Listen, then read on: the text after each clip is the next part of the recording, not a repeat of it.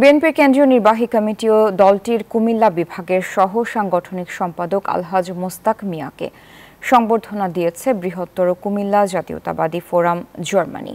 বৃহত্তর কুমিল্লা জাতীয়তাবাদী ফোরাম জার্মানির আহ্বায়ক আবু হানিফের সভাপতিত্বে ও নুরুল ইসলাম পূর্ণর পরিচালনায় বার্লিনে অনুষ্ঠিত ওই সভায় প্রধান বক্তা ছিলেন ফোরামের ইউরোপ কমিটির আহ্বায়ক ইঞ্জিনিয়ার সেলিম খান।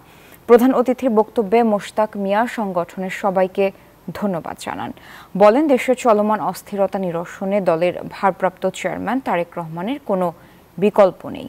তাই প্রবাস থেকে দলের বিজয় নিশ্চিতে সবাইকে ঐক্যবদ্ধভাবে কাজ করার আহ্বান জানান তিনি। এই নির্বাচন দেশের স্বাধীনতা রক্ষার নির্বাচন, গণতন্ত্র রক্ষার নির্বাচন, নতুবা দেশ আবার আমরা আরেকটা স্বৈর শাসকের কাছে এই দেশ তুলে দিতে চাই না। আমরা চাই যে গণতন্ত্রের জন্য লড়াই সংগ্রাম আন্দোলন প্রিয় নেত্রী করেছে, দল এবং দেশে আন্দোলনের নেতৃত্ব দিয়েছে। আমরা ইনশাল্লাহ আশাবাদী যে আগামী নির্বাচনে বাংলাদেশ জাতীয়তাবাদী দলের সরকার প্রতিষ্ঠা হবে। বান্ডেল থাকলে প্রতি সেনমানিতে টাকা বাঁচবে। বিকাশ সেনমানি বান্ডেল কিনে জিতুন প্রতি লেনদেনে।